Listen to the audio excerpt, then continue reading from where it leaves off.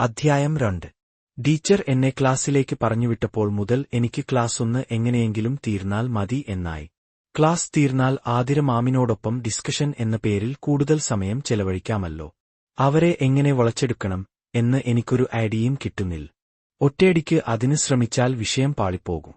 അതുകൊണ്ട് വളരെ ശ്രദ്ധിക്കണം. അങ്ങനെ വൈകുന്നേരം അവസാനത്തെ പീരീഡ് ആയി. സഫീർ സർ ക്ലാസ് എടുത്തുകൊണ്ടിരിക്കുമ്പോൾ ആതിര മാം വാതിൽക്കൽ വന്നു. മാമിനെ കണ്ടതും സഫീർ സർ ഓടിച്ചെന്ന് യെസ് മാഡം എന്ന് ചോദ്യഭാവത്തിൽ നിന്നു. മാം മറുപടി പറഞ്ഞു, അത് സർ, എനിക്കൊന്ന് സാമിനെ വേണം. പ്രിൻസിപ്പാൾ ഒരു ജോലി ഏൽപ്പിച്ചിട്ടുണ്ട്. അതിനെന്താ, മാഡം കൊണ്ടുപോയിക്കോളൂ. അല്ലേലും മാവേലിയെപ്പോലെ എപ്പോഴെങ്കിലും മാത്രമാണ് അവനെ ക്ലാസ്സിൽ കാണാറുള്ളത്. സഫീർ സർ ക്ലാസ്സിലെ കുട്ടികളുടെ ഇടയിലേക്ക് നോക്കിയിട്ട് തുടർന്നു, സാം, നിന്നെ മാഡം വിളിക്കുന്നു. കുറച്ചു സമയമെങ്കിലും നിനക്ക് ക്ലാസ് എടുക്കാൻ കഴിഞ്ഞത് എന്റെ ഭാഗ്യമായി ഞാൻ കരുതുന്നു. സാർ ചിരിക്കാൻ ആരംഭിച്ചതും ക്ലാസ്സിലെ കുട്ടികൾ ഒന്നടങ്കം പൊട്ടിച്ചിരിയായി. അപ്പോഴാണ് കൂടെയിരുന്ന കൂട്ടുകാരൻ ചെവിയിൽ കമന്റടിച്ചത്, ഡാ, ടീച്ചർ സെറ്റ് ആയാൽ പറയാൻ മറക്കരുത്. എന്നിട്ടവൻ ആക്കി ഒരു ചിരി ചിരിച്ചു. ഞാൻ പതിയെ എഴുന്നേറ്റു, ബാഗുമെടുത്ത് ക്ലാസ്സിൽ നിന്ന് പുറത്തേക്ക് നടന്നു. മത്തുപിടിപ്പിക്കുന്ന ലുക്കിൽ ആതിര മാം എനിക്കായി കാത്തുനിൽപ്പുണ്ടായിരുന്നു. ഞങ്ങൾ സ്റ്റാഫ് റൂം ലക്ഷ്യമാക്കി നടന്നു തുടങ്ങി. മാം, ഡാ, സോറി, ക്ലാസ് ഡിസ്റ്റർബ് ആയല്ലേ? ഞാൻ, അതൊന്നും കുഴപ്പമില്ല. അല്ലെങ്കിലും ഞാൻ അങ്ങനെ ക്ലാസ്സിൽ കയറാറൊന്നുമില്ല. മാം, അത് നീ കയറാറില്ലെന്ന് എനിക്കറിയാം. എന്നാലും ഇന്നിപ്പോൾ കയറിയപ്പോൾ ഞാനത് കുളമാക്കിയതിന് പറഞ്ഞതാ. എനിക്ക് അറ്റൻഡൻസ് ഉണ്ടായാൽ മതി. മാം, അതെനിക്കറിയാം. ഞാൻ, അതെങ്ങനെ അറിയാം? മാം, അതൊക്കെ ഞാൻ അന്വേഷിച്ച് അറിഞ്ഞു. ഞാൻ നിന്റെ ലാസ്റ്റ് സെം റിസൾട്ട് കണ്ടു. ക്ലാസ്സിലൊക്കെ നീ ആബ്സെന്റ് ആണല്ലോ. എങ്ങനെയാ ഇത്രയ്ക്ക് സ്കോർ ചെയ്തത്? ഞാൻ, മാം, എനിക്ക് ചുമ്മാ ഈ തിയറി കേൾക്കുന്നതേ കാലിയാണ്. പ്രാക്ടിക്കലാണ് എന്റെ താൽപര്യം. മാം, അതെനിക്ക് ഇന്ന് മനസ്സിലായി. ഞാൻ, എന്ത്? മാം, ഒന്നുമില്ല. ഡാ, കോളേജ് സെക്കൻഡ് ഇയർ ആയിട്ടും നിനക്ക് കമ്പിയും കുളത്തും ലൈനും ഒന്നുമില്ലല്ലേ? ഞാൻ, ഇതുവരെ ആരും അങ്ങ് സെറ്റ് ആയില്ല. മാം, അത് നന്നായി. ഈ നന്നായി കേട്ടപ്പോൾ എന്റെ മനസ്സിൽ ഒരു ചോദ്യം തലപൊക്കി. ഇനി മാമിന് എന്റെയടുത്ത് ഒരു ലൈൻ ഉണ്ടാകുമോ? ചോദിക്കണോ? അതോ ചോദിച്ചാൽ സീനാകുമോ? മാം, എന്താ സാം നീ ചിന്തിക്കുന്നത്? ഞാൻ, ഏയ് ഒന്നുമില്ല. മാം, അല്ല, നീ എന്തോ ചിന്തിക്കുകയായിരുന്നു. ഞാൻ, അത്. മാം, എന്താണേലും പറ. ഞാനും കേൾക്കട്ടെ. ഞാൻ, മാമിൻ അത് ലവർ ഉണ്ടോ? മാം പൊട്ടിച്ചിരിച്ചു. അതിപ്പോൾ എന്തിനാ നീ അറിയുന്നത്? എന്നെ വളക്കാനാണോ? ഞാൻ, അയ്യോ, അങ്ങനെയല്ല മാം. മാം എന്നെക്കുറിച്ച് ഇത്രയൊക്കെ അറിഞ്ഞപ്പോൾ എനിക്കും അറിയാൻ ഒരു ആഗ്രഹം. മാം, എനിക്കെങ്ങനെ ഒന്നുമില്ല. ഇപ്പോൾ സമാധാനമായോ? ചിരിച്ചുകൊണ്ട് മാം പറഞ്ഞു. ഞാനും കൂടെ ചിരിച്ചു. മാം, ഇനി നമുക്ക് കാര്യത്തിലേക്ക് വരാം. ഡാ, എന്താ നിന്റെ പ്ലാൻ? ഞാൻ, മാം, നിങ്ങളിപ്പോൾ എന്താണ് വർക്കൗട്ട് ചെയ്തത്? എന്നിട്ട് നമുക്ക് ഡിസ്കസ് ചെയ്ത് തീരുമാനിക്കാം. മാം, ഡാ, ഇന്നെനിക്ക് 5 മണി ആകുമ്പോഴേക്കും ഹോസ്റ്റലിലേക്ക് പോകണം. റൂമിൽ ആദ്യമായല്ലേ? കുറെ സെറ്റ് ചെയ്യാനുണ്ട്. അതുകൊണ്ട് ഇത്തിരി സ്പീഡ് ആകണം നമുക്ക്. അതിനാണ് ഞാൻ നിന്നെ ഇപ്പോൾ തന്നെ വന്ന് വിളിച്ചത്. ഞാൻ, അതൊന്നും പ്രശ്നമില്ല മാ. ഒരു ഔട്ട്ലൈൻ ഉണ്ടാക്കിയിട്ട് നാളെ ഡീറ്റെയിൽഡ് ആയി ഡോക്യുമെന്റ് ചെയ്യാം. നമുക്ക് നാളെ മുഴുവൻ ഇതിനായി മാറ്റിവെക്കാം. സംസാരിക്കുന്നതിനിടയിൽ എന്റെ കണ്ണുകൾ വീണ്ടും മാമിനെ മൊത്തത്തിൽ സ്കാൻ ചെയ്യാൻ ആരംഭിച്ചിരുന്നു. പെട്ടെന്ന് മാം, ഡാ, സാം, നീ ഇപ്പോൾ ഇവിടെ ശ്രദ്ധിക്ക്. ബാക്കിയൊക്കെ പിന്നെ ശ്രദ്ധിക്കാം എന്നും പറഞ്ഞ് മാം പൊട്ടിച്ചിരിച്ചു. എനിക്ക് ആകെ കയ്യിൽ നിന്ന് പോയപോലെയായി. ഞാൻ നോക്കിയതെല്ലാം പുള്ളിക്കാരി കണ്ടെന്നെനിക്ക് ഉറപ്പായി. ഞാൻ തല താഴ്ത്തിയിരുന്നു. മാം സൗഹൃദത്തോടെ, ഡാ, അത് വിട്, സാരമില്ല. നീ ഇപ്പോൾ പോയിന്റിലേക്ക് വാ. തുടർന്ന് ഇന്നൊവേഷൻ സെല്ലിലേക്ക് മെമ്പേഴ്സിനെ എടുക്കാനുള്ള നടപടിക്രമങ്ങളും നിയമവാലിയും കമ്മിറ്റി രൂപീകരണവും ചില ഇനീഷ്യൽ ആക്ടിവിറ്റീസുകളും ഉൾപ്പെടുത്തിയ ഒരു നേർരേഖ ഞങ്ങൾ ഉണ്ടാക്കി. അതൊരു സീരിയസ് ഡിസ്കഷൻ ആയതുകൊണ്ട് തന്നെ ഞങ്ങൾ രണ്ടുപേരും അതിൽ മുഴുകിയിരുന്നു. സ്റ്റാഫ് റൂം അപ്പോഴേക്കും കാലിയായി. ഞങ്ങൾ രണ്ടുപേർ മാത്രമേ അവിടെയുള്ളൂ. സമയം നോക്കിയപ്പോൾ 4:30 മണി കഴിഞ്ഞിരുന്നു. ആതിര മാം, ഇപ്പോൾ നമുക്ക് ചെയ്യാനുള്ള കാര്യങ്ങളുടെ ഒരു ത്രെഡ് ആയി. ഇനി ബാക്കി നമുക്ക് നാളെ രാവിലെ മുതൽ ചെയ്യാം. എന്താ, ഓക്കെ അല്ലേ? ഞാൻ, ഓക്കെയാണ്. എന്നാൽ മാം പൊയ്ക്കോളൂ. ഇന്ന് റൂം എല്ലാം ശരിയാക്കാനുണ്ടെന്നല്ലേ പറഞ്ഞത്? ലേഡീസ് ഹോസ്റ്റൽ അല്ലേ? അല്ലെങ്കിൽ സഹായിക്കാൻ ഞാൻ വരുമായിരുന്നു. പുഞ്ചിരിയോടെ ഞാൻ പറഞ്ഞു. മാം, ആഹാ, നീ വരുമായിരുന്നോ സഹായിക്കാൻ? അങ്ങനെയെങ്കിൽ ഞാൻ പുറത്ത് റൂമെടുത്താൽ മതിയായിരുന്നു. ഇതിപ്പോൾ ഇവിടെ എടുത്തു പോയില്ലേ? അതുകൊണ്ട് നിനക്ക് സഹായിക്കാനുള്ള ചാൻസ് പോയി മോനെ എന്നും പറഞ്ഞുകൊണ്ട് ആതിര മാം പൊട്ടിച്ചിരിച്ചു. എന്നാൽ മാം വിട്ടോ, ഞാനൊന്ന് ക്യാന്റീനിൽ പോയി നല്ലൊരു ചായ അടിക്കട്ടെ. മാം, അപ്പോൾ എന്നെ കൂട്ടാതെ ഒറ്റയ്ക്ക് പോകുവാണോ ചായ കുടിക്കാൻ? നമ്മളെയും കൂടെ കൂട്ടെടോ. അതോ അവിടെ വല്ല ഗേൾഫ്രണ്ടും വെയിറ്റിംഗ് ആണോ? അയ്യോ, അങ്ങനെയൊന്നും ഇപ്പോൾ തൽക്കാലമില്ല. നിങ്ങൾ തിരക്കിലാണെന്ന് പറഞ്ഞതുകൊണ്ട് വിളിക്കാതിരുന്നതാണ്. എന്നാൽ മാമും വാ. ഞാനും മാമും നടന്നു തുടങ്ങി. മാം പറഞ്ഞു, ഞാനും വരാം. പക്ഷേ ആദ്യം നിന്റെ നമ്പർ താ, എന്തെങ്കിലും ആവശ്യം വന്നാലോ. ഞാൻ എന്റെ മൊബൈൽ നമ്പർ പറഞ്ഞു കൊടുത്തു. ഞേരുകാൻ തുടങ്ങി. എന്റെ മനസ്സു വല്ലാതെ പിടയ്ക്കുന്നുണ്ടായിരുന്നു. അറിയാതെ ഞാൻ അവരുടെ അടുത്തേക്ക് ചേർന്നു നടന്നു. പലരും അസൂയോടെ എന്നെ നോക്കുന്നത് ഞാൻ കണ്ടു. സാധാരണ എന്നെ മൈൻഡ് ചെയ്യാത്തവർ പോലും ഇപ്പോൾ ഹായ് സാം എന്ന് നീട്ടി വിളിക്കുന്നുണ്ടായിരുന്നു. ആരെയും കുറ്റപ്പെടുത്തിയിട്ട് കാര്യമില്ല. സാരിയിൽ കാണുമ്പോൾ ആതിര മാമിന്റെ വടിവൊത്ത ശരീരത്തിന് വല്ലാത്തൊരു ഭംഗി തന്നെയാണ്.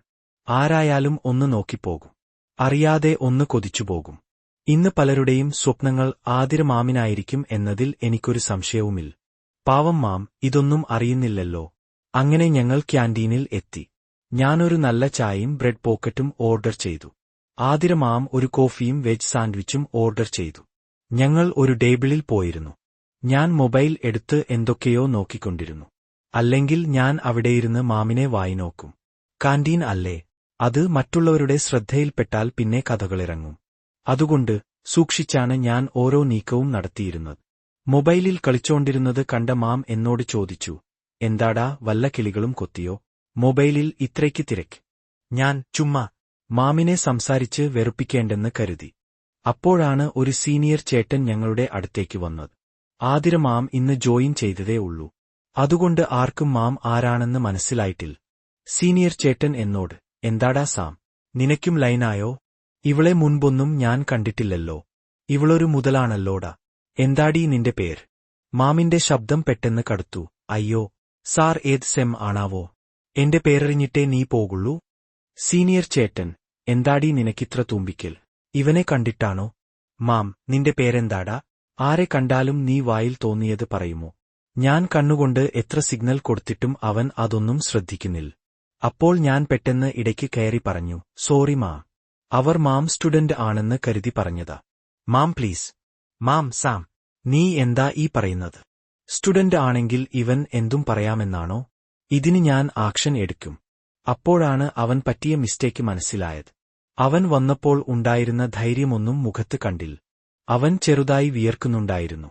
ഞാൻ ഇടപെട്ടു, അയ്യോ മാം, പ്ലീസ്, എനിക്ക് വേണ്ടി ഒന്ന് ക്ഷമിക്കണം. അവൻ എന്നെ ചൊറിയാൻ പറഞ്ഞതാ, അല്ലാതെ മാമിനെ അല്ല. അതുകൊണ്ട് ക്ഷമിക്കണം. ഉടൻ അവൻ കൈ കൂപ്പിക്കൊണ്ട്, അയ്യോ മാം, എനിക്ക് തെറ്റ് പറ്റിപ്പോയി. പ്ലീസ് എന്നോട് ക്ഷമിക്കണം. മാം കർശനമായി പറഞ്ഞു, ഇനി മേലാൽ ഇത് റിപ്പീറ്റ് ചെയ്യരുത്. തത്കാലത്തേക്ക് ഞാനിത് വിടുകയാണ്. പക്ഷേ ഇനി നീ ഏതെങ്കിലും പെൺപിള്ളേരെ ശല്യം ചെയ്യുന്നത് ഞാൻ കണ്ടാൽ ഇതടക്കം റിപ്പോർട്ട് ചെയ്ത് ഞാൻ ആക്ഷൻ എടുപ്പിക്കും. അത് മനസ്സിലിരിക്കട്ടെ. പൊയ്ക്കോ എന്നും പറഞ്ഞ് മാം അവനെ വിട്ടേച്ചു. കുറഞ്ഞ സമയത്തിനുള്ളിൽ എന്തൊക്കെയാണ് നടന്നതെന്ന് എനിക്ക് തന്നെ മനസ്സിലായില്ല. മാം, ഇപ്പോൾ മനസ്സിലായോ ഞാൻ മിണ്ടാതെ മൊബൈലിൽ കളിച്ചിരുന്നതെന്തിനാണെന്ന്? ആളുകൾ നമ്മളെ തെറ്റിദ്ധരിക്കും. മാം, അങ്ങനെ തെറ്റിദ്ധരിക്കുകയാണെങ്കിൽ അവർ അങ്ങ് തെറ്റിദ്ധരിക്കട്ടെ. എനിക്ക് കുഴപ്പമില്ല. എന്റെ പേര് പറഞ്ഞ് നിന്നെ കളിയാക്കിയാലോ അല്ലെങ്കിൽ നമ്മളെ ചേർത്ത് കഥകൾ ഉണ്ടാക്കിയാലോ നിനക്ക് പ്രശ്നമുണ്ടോ? അയ്യോ ഇൽ. ഇപ്പോൾ ഈ ഇന്നൊവേഷൻ സെൽ ആരംഭിക്കുമ്പോൾ അങ്ങനെയൊക്കെ ആർക്കെങ്കിലും സംശയമുണ്ടെങ്കിലും അത് മാറിക്കൊള്ളൂ. മാം, വാചകമടിക്ക് ഒരു കുറവുമില്ല. ഉള്ളിൽ മുഴുവൻ ഭയവും. കൊള്ളാം. എന്റെ പൊന്നാതിരമാ, ഭയം എന്നെക്കുറിച്ചോർത്തിട്ടല്ല. നിങ്ങൾക്കത് ഫീൽ ചെയ്യുമോ എന്ന് കരുതിയിട്ടാ.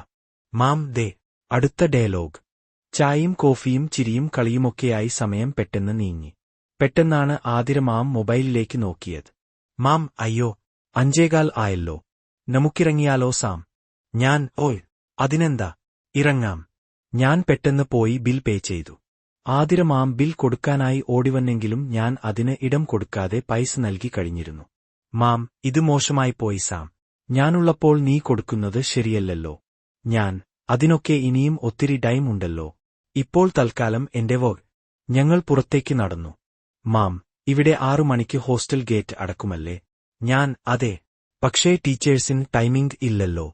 മാം, അങ്ങനാണോ? എന്നാൽ ഓക്കെ. ഞാൻ ആതിര മാമിനോടൊപ്പം ലേഡീസ് ഹോസ്റ്റൽ ഗേറ്റ് വരെ നടന്നു. എനിക്ക് ഇവിടുന്നങ്ങോട്ട് പ്രവേശനമില്ല. അപ്പോൾ ബൈ മാം, നിങ്ങൾക്കൊക്കെ ഇവിടുന്നങ്ങോട്ട് പ്രവേശനം തന്നിരുന്നെങ്കിൽ ഇത് മിക്സഡ് ഹോസ്റ്റൽ ആകില്ലായിരുന്നോ എന്നും പറഞ്ഞ് മാം പൊട്ടിച്ചിരിച്ചു. ഞാൻ തിരിഞ്ഞു നടക്കാൻ തുടങ്ങിയതും മാം പുറകിൽ നിന്ന് വിളിച്ചു, സാം. മാം, നിങ്ങൾക്ക് എത്ര മണിക്കാണ് ഗേറ്റ് അടയ്ക്കുന്നത്? ഞങ്ങൾക്ക് 9 മണിക്ക് മുമ്പ് ഹോസ്റ്റലിൽ കയറണമെന്നാണ് നിയമം. പക്ഷേ ഗേറ്റ് അടയ്ക്കാറില്ല. അതുകൊണ്ട് ഞങ്ങൾ നട്ടപ്പാതിരയ്ക്കും പുറത്തൊക്കെ ഉണ്ടാവാറുണ്ട്. മാം, ഓക്കെ, അറിയാൻ ചോദിച്ചതാ. ശരി മാം. ഞാൻ ഹോസ്റ്റലിലേക്ക് നടന്നു. മനസ്സ് നിറയെ ആതിര മാമിന്റെ രൂപമായിരുന്നു. എങ്ങനെയെങ്കിലും അവരെ ഇംപ്രസ് ചെയ്യണം എന്ന് മാത്രമായിരുന്നു ചിന്ത. ആ ചിത്രം മനസ്സിലേക്ക് വരുമ്പോൾ എനിക്ക് നിയന്ത്രണം നഷ്ടപ്പെടുന്നതുപോലെ തോന്നി. ഇന്ന് എങ്ങനെയെങ്കിലും എന്റെ ആകർഷണത്തെ ഒന്നു ശാന്തമാക്കിയിട്ട് ബാക്കി കാര്യം എന്നും മനസ്സിൽ ഉറപ്പിച്ചു. ഞാൻ റൂമിലെത്തി. പുറത്തുണ്ടായിരുന്ന റൂംമേറ്റ് ചോദിച്ചു, ഡാ സാം, നീ ആതിരയെ കയ്യിലാക്കിയല്ലേ? കാന്റീനിലെന്തായിരുന്നു? നിന്റെ മുഖത്തുനിന്ന് കണ്ണെടുക്കാതെ നോക്കിയിരിക്കുന്നത് ഞാൻ കണ്ടു. ഡാ, അത് നമ്മുടെ ടീച്ചർ അല്ലേ? നീ ഇങ്ങനെയൊന്നും പറയല്ലേ. അവൻ നിനക്ക് കൊണ്ടു നടക്കാം. ഞാൻ പറയുന്നതാണ് പ്രശ്നം. ഒരു പുണ്യാളൻ വന്നിരിക്കുന്നു. ഞാൻ മറുപടിയൊന്നും പറയാതെ ബാത്ത് ടവൽ എടുത്ത് ബാത്റൂമിലേക്ക് കയറി. മനസ്സിലെ ആ ആകർഷണത്തിൽ നിന്ന് രക്ഷപ്പെടാൻ ഞാൻ പെട്ടെന്നൊരു കുളി പാസാക്കി റൂമിലേക്ക് തിരിച്ചെത്തി. ഞാൻ മൊബൈലെടുത്ത് നോക്കിയപ്പോൾ ഒരു അൺനോൺ നമ്പറിൽ നിന്നും 4 മിസ്ഡ് കോളുകൾ. ഞാൻ തിരിച്ചു വിളിച്ചു. അപ്പുറത്ത് ആ മധുര ശബ്ദം, ഹലോ സാം. ഞാൻ ഗൗരവത്തിൽ, ആരാ ഇത്? മാം, ഒരു പെണ്ണിന്റെ ശബ്ദം കേട്ടിട്ടും നീ എന്താ ഇങ്ങനെ ദേഷ്യപ്പെട്ട് ചോദിക്കുന്നത്? ആരാണെന്ന് പറ, അല്ലെങ്കിൽ വെച്ചിട്ട് പോ. മാം, ഡാ, ഇത്രക്കൊന്നും ഗൗരവം നടിക്കല്ലേ. ഇത് ഞാനാണ്, ആതിർ. ഓഹ്, സോറി മാം, എനിക്ക് മനസ്സിലായിരുന്നില്ല. മാം, എന്ത് മുരടനാടാ നീ? വല്ല പെൺപിള്ളേരും നിന്നെ പ്രൊപ്പോസ് ചെയ്യാൻ വിളിച്ചതാണെങ്കിലോ? മാം, എന്താ വിളിച്ചത്? മാം, നീ ഇപ്പോൾ ഫ്രീ ആണോ? ഇവിടെ നിന്ന് ടൗണിലേക്ക് എത്ര ദൂരമുണ്ട്? എനിക്ക് കുറച്ച് സാധനങ്ങൾ വാങ്ങിക്കാനുണ്ട്. എന്റെ കൂടെ ഒന്ന് വരാമോ? ഞാൻ വരാം മാം. മാം, എന്നാൽ നീ മെയിൻ ഗേറ്റിലേക്ക് വാ. ഞാൻ അവിടെ കാത്തുനിൽക്കാം. നമുക്കവിടെ നിന്ന് ടാക്സി വിളിക്കാം. Okay ma'am. ഞാൻ എത്തിയിട്ട് ടാക്സി വിളിച്ചാൽ മതി. മാം, ഓക്കേടാ, ലേറ്റാവല്ലേട്ടോ. ഞാൻ കാറുമായാണ് ഹോസ്റ്റലിലേക്ക് വരാറ്. പെട്ടെന്ന് റെഡിയായി കാറുമെടുത്ത് മെയിൻ ഗേറ്റിലേക്ക് വിട്ടു. അവിടെയെത്തിയപ്പോൾ മാം ഒരു സൂപ്പർ ചുരിദാർ ഇട്ട് നിൽക്കുന്നു. സാരിയേക്കാളും ആ വേഷത്തിൽ മാമിന് അഴകുണ്ടായിരുന്നു. ആ വേഷത്തിൽ കറക്റ്റ് ഷേപ്പ് വ്യക്തമായിരുന്നു. നല്ല ഫിറ്റിംഗ് ഉള്ള സ്റ്റിച്ചിങ്. മാമിൽ നിന്ന് കണ്ണെടുക്കാൻ എനിക്ക് തോന്നിയില്ല. ഞാൻ ഒന്ന് ഹോൺ അടിച്ചിട്ട് സൈഡ് ഗ്ലാസ് താഴ്ത്തി. അപ്പോഴാണ് മാമിന് കാറിൽ ഇരിക്കുന്നത് ഞാനാണെന്ന് മനസ്സിലായത്.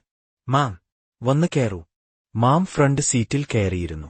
ഡാ സാം, നിന്റെ കയ്യിൽ ഇവിടെ കാറുണ്ടോ? ഞാനൊന്ന് പുഞ്ചിരിച്ചു. മാം, കോളേജ് ഹോസ്റ്റലിൽ കാറോ? അതും മെഴ്സിഡസ്. അപ്പോൾ താൻ ഒരു റിച്ച് കിഡ് ആണല്ലേ? ഞാൻ വീണ്ടും ഒന്ന് പുഞ്ചിരിച്ചു. മാം ആകെ അമ്പരന്നിരിക്കുകയായിരുന്നു. പെട്ടെന്ന് മാം സൈലന്റ് ആയി. മാമിന്റെ നിശബ്ദത കണ്ടപ്പോൾ ഞാൻ പതിയെ മാമിന്റെ കൈയിൽ തട്ടിയിട്ട് ചോദിച്ചു, എന്താ പെട്ടെന്നൊരു സൈലൻസ്? ഞാൻ കൈയിൽ തട്ടി സംസാരിച്ചിട്ടും മാം ഇഷ്ടക്കേടൊന്നും കാണിച്ചില്ല. എതിർപ്പും ഉണ്ടായിരുന്നില്ല. പതിയെ അടുക്കാം എന്ന് ഞാൻ മനസ്സിൽ ഉറപ്പിച്ചു. പ്രേക്ഷകരോടുള്ള അഭ്യർത്ഥന. കഥയുടെ അടുത്ത ഭാഗം ഉടൻ തന്നെ അപ്ലോഡ് ചെയ്യുന്നതാണ്. അതിനായി ഈ ചാനൽ സബ്സ്ക്രൈബ് ചെയ്യാനും പുതിയ ഭാഗങ്ങൾ അറിയാൻ നോട്ടിഫിക്കേഷൻ ബെൽ അമർത്താനും മറക്കരുത്.